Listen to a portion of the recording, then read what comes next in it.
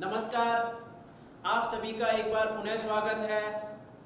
वास्तविक संख्याओं के इस चैप्टर में हमने लास्ट क्लास में डिस्कस किया था यूक्लिड विभाजन प्रमेय और हमने देखा था यूक्लिड विभाजन प्रमेय भाज्य, भाजक, भागफल और शेषफल में कैसे संबंध स्थापित करती है और उसके माध्यम से हमने देखा था कि कैसे इस विधि का उपयोग किया जाता है और कैसे इस विधि का कितनी कारगर ये विधि साबित हो सकती है। तो हमने कुछ एग्जाम्पल पूर्णांक वाले लिए थे और हमने देखा था कि वहाँ जो विभाजन के जो प्रमेय है वो a बराबर क्या थी BQ प्लस R, वो कैसे काम कर रही थी। आज हम देखते हैं कि यूक्लिड विभाजन की जो विधि है यानी कि जो एल्गोरिथम है यानी कि जो लेम्मा है वो क्या कहती है और कैसे काम करती है। लास्ट टाइम हमने बात की थी कि यूक्लिड विभाजन विधि भी यूक्लिड विभाजन प्रमेय पर आधारित है।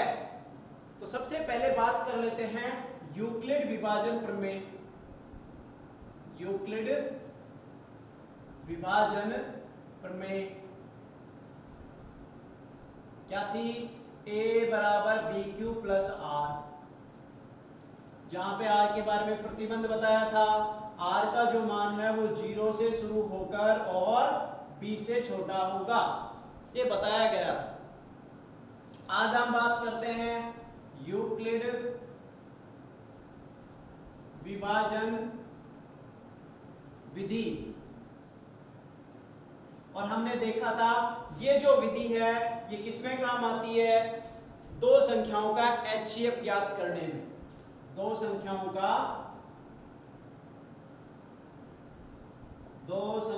का HCF। HCF का मतलब क्या है? महत्तम समापवर्तक। महत्तम समापवर्तक ज्ञात करने में काम आती है। ज्ञात करने में काम आती है। चलिए बात करते हैं इसमें और इसमें अंतर क्या है। अंतर सिर्फ इतना सा है, इसमें तो ये रूल दिया गया है, नियम दिया गया है और इसमें क्या करना है? हमें HCF ज्ञात करना है। तो HCF जब ज्ञात करना है तो विधि तो कौन सी लगानी है, यानी कि प्रमेय कौन सी लगानी है? यूक्लिड विभाजन प्रमेय के उपयोग से ही हमें HCF ज्ञात करना है। HCF ज्ञात करने की विधि क्या है? ज्ञात करने की विधि, और उसे हम किसके उपयोग से निकालेंगे? यूक्लिड विभाजन प्रमेय से। यानी कि a बराबर किसके है? BQ plus R। विधि क्या कहती है? ध्यान दीजिए, इस विधि में सबसे पहले प्रतिबंध की बात करते हैं कि R पर क्या प्रतिबंध होगा। जब a में b का भाग दिया जाए उस स्थिति में या तो R 0 होगा या R 0 नहीं होगा। अगर R 0 हो जाए, एक बार पुनः इसको याद करने की कोशिश करें कि यह विधि काम कैसे करती है। a में किसका भाग दिया गया? b का भाग दिया गया, यानी कैसे कह सकता हूं? a में b का भाग देना है। इस प्रकार जब भाग दिया तो r आया शेषफल के रूप में, तो या तो r 0 होगा या r 0 नहीं होगा। अगर r 0 होता है तो जो b है वही क्या होता है? इसका HCF होता है। तो इस स्थिति में जो HCF आएगा वो कितना आ जाएगा? B आ जाएगा। यदि R का मान 0 नहीं हो उस स्थिति में क्या करते हैं कि B में किसका भाग दिया जाता है? फिर R का भाग दिया जाता है। तो जो रूल बनता है वो किस प्रकार बनेगा? B = RQ1 plus R1। अब से प्रतिबंध इस पर लगा देना है, या तो ये 0 होगा या ये 0 नहीं होगा। अगर 0 है तो इस स्थिति में जो HCF बनेगा वो क्या बन जाएगा? R। अगर 0 नहीं है तो पुनः R में किसका डिवाइड करें? R1 का, मतलब ऐसा लिखना है इस स्थिति में R = R1 × Q2 plus R2। Same प्रतिबंध इस पर लगा देना है, या तो ये 0 होगा या ये 0 नहीं होगा। अगर ये 0 है तो HCF क्या होगा, HCF कितना हो जाएगा, R1 हो जाएगा। अन्यथा इसमें पुनः विधि स्थापित कीजिए। ये विधि तब तक लागू करनी है जब तक कि शेषफल 0 ना आ जाए। और जो अंतिम भाजक होगा, क्या होगा, जो अंतिम भाजक होगा वही उस दो संख्याओं A तथा B का HCF होगा। एक एग्जाम्पल के माध्यम से इसको समझते हैं। एग्जाम्पल क्या है, बुक का ही एक एग्जाम्पल ले लेते हैं। एग्जाम्पल है 81 और 237। 81 और 237 का महत्तम समापवर्तक यूक्लिड विभाजन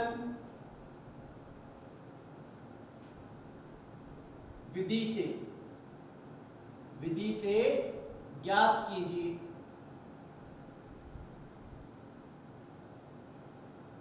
देखिए, सबसे पहले तो ये देखना है हमें कि जो संख्या बड़ी होती है उसी में हमें छोटी संख्या का भाग देना। तो यहाँ बड़ा कौन है, यहाँ पे 237 बड़ा है किससे, 237 बड़ा है किससे, 81 से। अतः 237 को भाज्य एवं 81 को भाजक लेने पर और लगा दो यहाँ पे यूक्लिड विभाजन प्रमेय से। यूक्लिड विभाजन प्रमेय से तो प्रमेय क्या कहती है कि भाज्य जो होगा, भाज्य कौन है, 237 यहाँ पे लिख देना है। उसमें भाग किसका दिया गया है, 81 का। तो 81 का पहले ये देखिए भाग कितनी बार जाए, ताकि या तो इसके बराबर आ जाए और या इससे कम आ जाए। और हम जानते हैं 81 का भाग 237 में जब देंगे तो कितनी बार देंगे, देखिए ध्यान दीजिए। 81 का जब मल्टीप्लाई हम 1 से करते हैं तो कम रह जाता है, 2 से करते हैं तो कितना हो जाएगा, 162। और यदि 3 से मल्टीप्लाई किया जाती हो जाएगा 8 तिया 24, 2 तिया 6, 246। और 246 हम देख पा रहे हैं कि इससे ज्यादा हो गया, जो कि हमें क्या करना था, या तो इसके बराबर या इससे कम करना था। तो इसका मतलब कितनी बार भाग जाएगा, 2 बार। प्लस अब भाग कितनी बार चला गया था, 2 बार चला गया था। कितना हुआ था, 162। 237 में से 162 घटाओ, 200 से कितना ज्यादा, 37 ज्यादा, 200 से कितना कम, 38 कम। तो ये हो गया कितना, 37 और 38, मतलब ये हो गया कितना, 75। तो कुल मिला के शेषफल क्या आया, 75 आया यहाँ पे। अब देखिए यहाँ पे शेषफल 0 है क्या, और यहाँ हम डायरेक्टली देख पा रहे हैं कि यहाँ पे शेषफल 0 नहीं है। तो हम कह सकते हैं चूंकि 75 इज नॉट इक्वल टू 0, यानी कि शेषफल इज नॉट इक्वल टू 0। शेषफल इज नॉट इक्वल टू 0, ये शेषफल है। तो इस स्थिति में क्या करेंगे, अब किस में भाग देना है, 81 में। आता है 81, अतः भाज्य बराबर कितना ले लेना है, भाज्य बराबर 81 एवं भाजक बराबर 75 लेने पर पुनः यूक्लिड विभाजन प्रमेय से। तो जब यहां पे बात करेंगे तो किस में भाग देना है, 81 में भाग देना है, किसका, 75 का देना है। अब 75 का भाग कितनी बार जाए कि या तो इसके बराबर हो जाए या इससे कम रहे। हम डायरेक्टली देख पा रहे हैं कि 75 का केवल कितनी बार भाग जाएगा, एक बार भाग जाएगा। तो 75 का भाग दिया तो शेषफल कितना बचा, 75, 81 में से 75 घटाओ, कितने बचे, 6। तो यहाँ पे आ गया शेषफल कितना, 6। इसका मतलब पुनः लिख देना, चूंकि शेषफल यहाँ पे लिख सकते हैं, चूंकि शेषफल is not equal to 0, not equal to 0। अब पुनः क्या करना है, इसको क्या लेना है, इसको तो ले लेना है भाज्य। ये तो क्या हो जाएगा, भाज्य, और ये क्या हो जाएगा, भाजक। तो अब क्या करना है नेक्स्ट में, दिस इंप्लाइज 75 में किसका भाग देना है, 6 का। कितनी बार जाएगा 6 का भाग, 12, 12 छिक 72, मतलब 12 बार इसका भाग गया। तो शेषफल कितना बच गया, शेषफल जब 72 हो गया तो कितना हो गया, 75 में से 72 गया, कितना बचा, 3। अभी भी शेषफल 0 नहीं है, शेषफल इज नॉट इक्वल टू 0। इसका मतलब कह सकते हैं पुनः भाग देना है किसमें, 6 में भाग देना है किसका, 3 का। मतलब नेक्स्ट स्थिति में क्या लिखेंगे, 6 बराबर 3 गुणा, ध्यान दीजिए 6 में किसका भाग दिया, 3 का, तो 3 गुणा कितनी बार भाग गया, प्लस 0। इसका मतलब इस स्थिति में शेषफल कितना आ गया है, 0। शेषफल बराबर 0। इसका मतलब अंतिम भाजक क्या है बताइए, अंतिम भाजक, भाजक की बात कर रहे हैं यहाँ पे, भाज्य की नहीं, भाजक। अंतिम भाजक कितना है जिसका भाग दिया गया था, 3। इसका मतलब अंतिम भाजक 3 बराबर ही क्या होगा, HCF होगा। अतः हम कह सकते हैं, अतः 81 और 237, 81 व 81 और 237 का भाजक, भाजक कितना होगा, 3 होगा। यही इसका, सॉरी भाजक नहीं, HCF बराबर कितना होगा, 3। यही इसका आंसर है, आप नोट कर सकते हैं। मेन मुख्य जो विधि है वो ये याद रखने की आवश्यकता है, कैसे क्या कैलकुलेट करना है। सबसे पहले भाग दिया, या तो 0 होगा शेषफल या 0 नहीं होगा। अगर शेषफल 0 है तो HCF डायरेक्टली B हो जाएगा, जो अभाजक होता है वही शेषफल होगा। नहीं है तो आगे विधि लागू करनी, इस प्रकार नोट कीजिए। एक एग्जांपल और देखते हैं।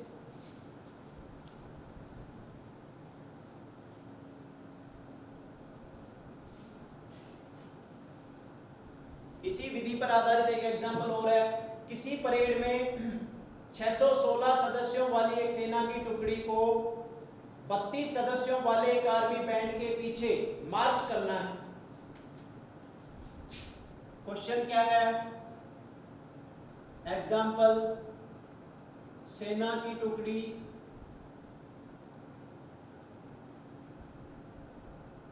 में कुल सदस्य, चलिए क्वेश्चन लिख देते हैं एक बार। क्वेश्चन क्या होगा, किसी परेड में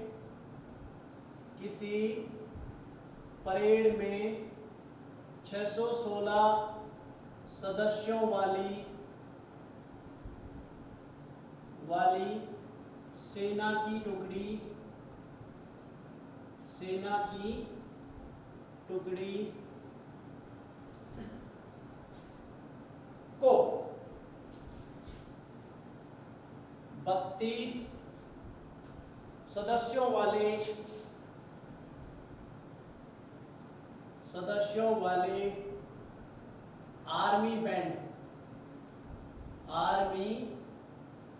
बैंड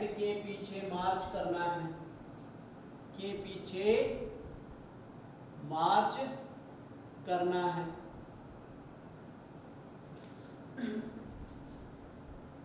दोनों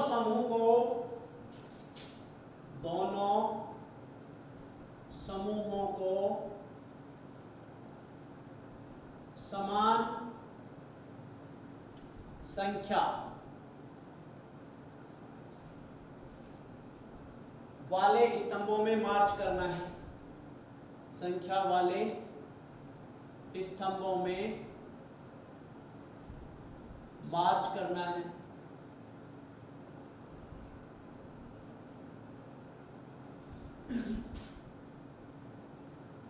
स्तंभों की अधिकतम संख्या ज्ञात कीजिए। स्तंभों की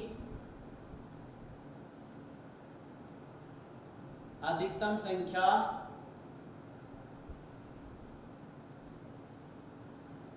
ज्ञात कीजिए।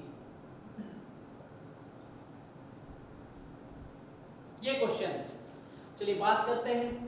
ध्यान दीजिए, यहाँ पे 616 और 32, और हमें देखना है कि इनके द्वारा कितने अधिकतम स्तंभ बने कि आर्मी बैंड के पीछे सेना की टुकड़ी मार्च करे। तो सबसे पहले ये बात करते हैं कि जब अधिकतम संख्या की बात करें तो अधिकतम संख्या से हम समझते हैं उनका क्या होगा, HCF। क्या होगा? HCF मतलब महत्तम समापवर्तक।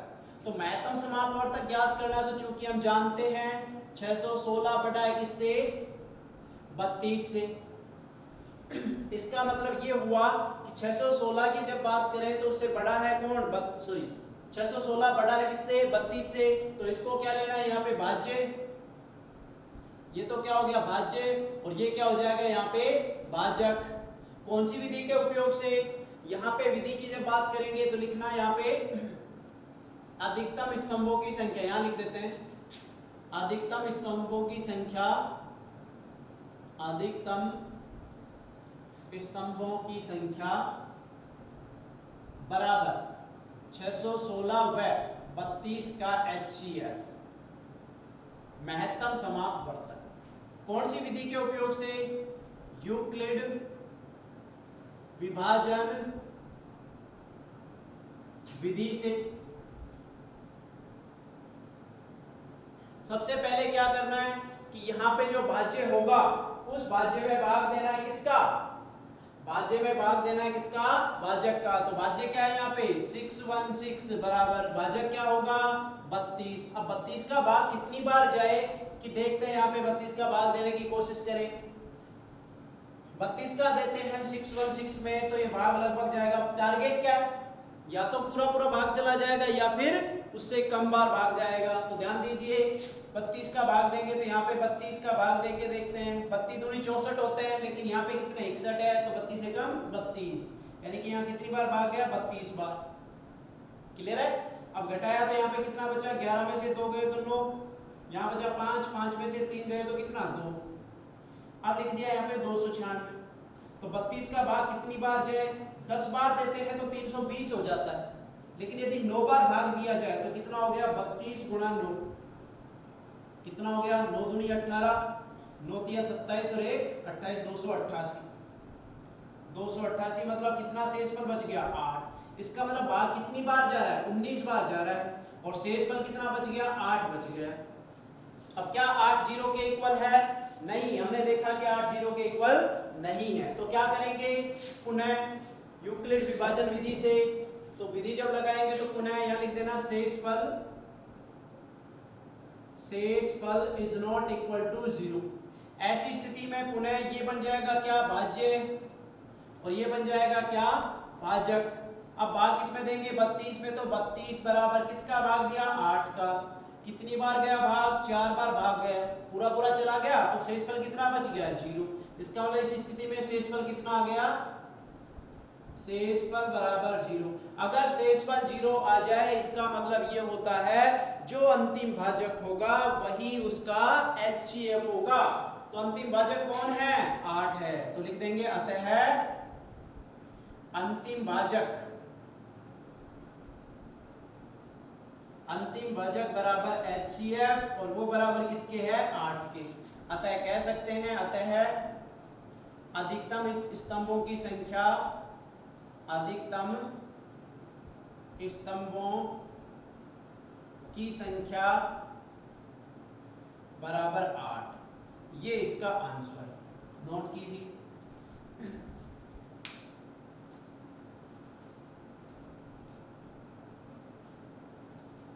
चलिए एक क्वेश्चन और देख लेते हैं इसका, ध्यान दीजिए।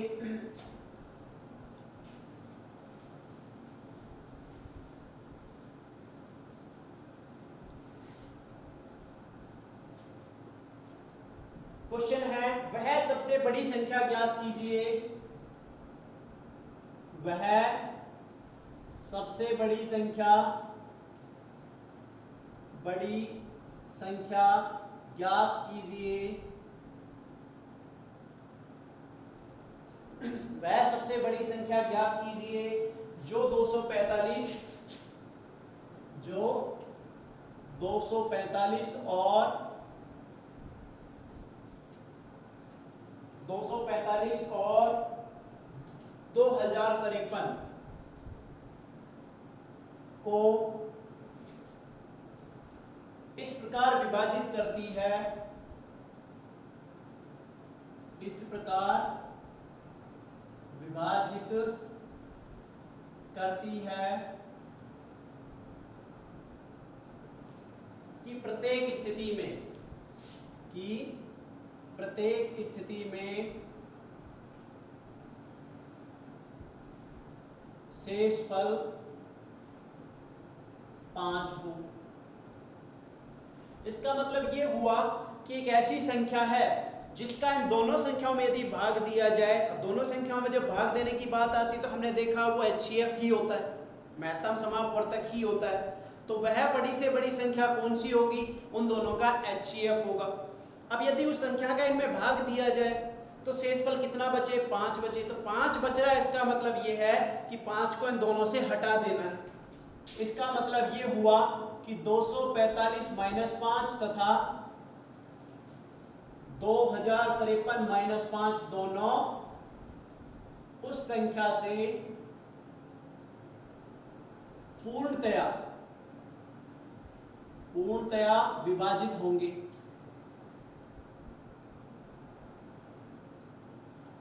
दिस इंप्लाइज वह बड़ी से बड़ी संख्या बराबर 240 एवं 2048। जब 5 घटा दिया जाएगा तो यहाँ तो कितना बचा? 40, और यहाँ कितना बच जाएगा? 2048 का HCF होगा। अब HCF ज्ञात करने की विधि क्या है? ये लिखा है यहाँ पे। दो संख्याओं का HCF जो ज्ञात करना, उसमें कौन सी विधि काम में आती है? यूक्लिड विभाजन विधि। तो लिखेंगे यहाँ पे यूक्लिड विभाजन विधि से, यूक्लिड विभाजन विधि से। यूक्लिड विभाजन विधि से क्या करना है? जो बड़ी संख्या उसको क्या मानना है? भाज्य, और जो छोटी संख्या उसको क्या मानना है? भाजक, है ना। तो यहाँ पे बड़ी संख्या क्या है? 2048, तो क्या बन जाएगा? भाज्य, और 240 क्या बन जाएगा? यहाँ पे भाजक। चलिए भाग देने की कोशिश करें। तो 2048 में जब भाग देना है किसका? 240 का, कितनी बार जाए? अगर 10 बार भाग देते हैं तो पूरा ध्यान दें 2400 हो जाएगा, जो इससे काफी ज्यादा है। इसका मतलब 10 बार तो नहीं जा रहा है, तो उससे कम कितनी बार जाएगा? 9 बार। 9 बार देने की कोशिश करें तो मतलब 24 गुणा 9 करके देखो कितना आ रहा है। 9 चौक 36, 3, 9 दूनी 18 और 3 21, 2160। ये 20 से ज्यादा है। इसका मतलब भाग कितनी बार जा रहा है? यहाँ पे 8 बार। 8 बार देने की कोशिश करें। 8 चौक 32, 3, 8 दूनी 16 और 3 19। तो ये हो गया कितनी बार? 8 बार भाग गया। कितना हो गया? 1920। तो क्या करना है? 2048 में से कितना घटा देना है? 1920 घटा देना। तो ध्यान दीजिए, 2000 से कितना ज्यादा? 48, और 2000 से कितना कम? 80। 80 और 48 कितना हो गया? 128। यानी कि शेषफल कितना बच रहा है? यहाँ पे 128 शेषफल बचेगा। अब हमने देखा कि शेषफल 0 के इक्वल नहीं हुआ है। यहां लिख देना शेषफल इज नॉट इक्वल टू 0। इसका मतलब इस स्थिति में क्या करना है? ये तो बन जाएगा क्या? भाज्य, और ये बन जाएगा क्या? भाजक। और इस स्थिति की बात करें तो इसका मतलब नेक्स्ट में क्या हो जाएगा? 240 में भाग किसका देना है? 128 का। ध्यान दीजिए, जब भाग देंगे तो अगर 128 का 240 में भाग दिया जाए, 2 बार गुणा करने पर ये 256 हो गया, जो इससे ज्यादा है। इसका मतलब भाग कितनी बार जाएगा? 1 बार। अब 240 में से 128 घटाएंगे तो कितना बचेगा? 40 में से 28 गया तो कितना? 12, और 2 में से 1 गया तो 1, मतलब 112। अब 112 क्या शेषफल 0 के इक्वल हुआ? नहीं, शेषफल इज नॉट इक्वल टू 0। मतलब पुनः ये तो क्या मान लेना है? भाज्य, और ये क्या मान लेना है? भाजक। पुनः भाग दीजिए, 128 में भाग दिया किसका? 112 का। अब 112 का भाग कितनी बार जाएगा? 1 बार, और 112 जब घटाओगे तो कितना बचेगा? 16। इसका मतलब अभी भी ये 0 के इक्वल नहीं हुआ है कि शेषफल इज नॉट इक्वल टू 0। इसका मतलब पुनः ये तो क्या बन जाएगा? भाज्य, और ये क्या बन जाएगा? भाजक। पुनः भाग 112 में देना है किसका? 16 का भाग देना है। पूरा भाग जाता है नहीं जाता है? 16 के का भाग जब 112 में दिया जाए तो कितनी बार गया? 7 बार भाग चला गया। 16 7 112 हो गया, और शेषफल कितना बच गया? 0। हमने देखा इस स्थिति में शेषफल कितना बच गया है? 0 बच गया है। 0 बच गया, इसका मतलब यहाँ लिख सकते हैं शेषफल कितना हुआ? शेषफल इज इक्वल टू 0। इसका मतलब अंतिम भाजक कौन है? अंतिम भाजक जो है वो क्या है? ध्यान दीजिए किसका भाग दिया गया है? 16 का। तो यहाँ लिखेंगे 16। तो इसका मतलब यही क्या है? उसका HCF है। ये इसका आंसर होगा। चलिए नोट कीजिए, बाकी हम नेक्स्ट क्लासेस में पढ़ेंगे। अगर कोई भी डाउट है तो कमेंट बॉक्स में कमेंट जरूर करें। जो कोई डाउट है उसका जरूर जवाब ढूंढे। ठीक है, धन्यवाद।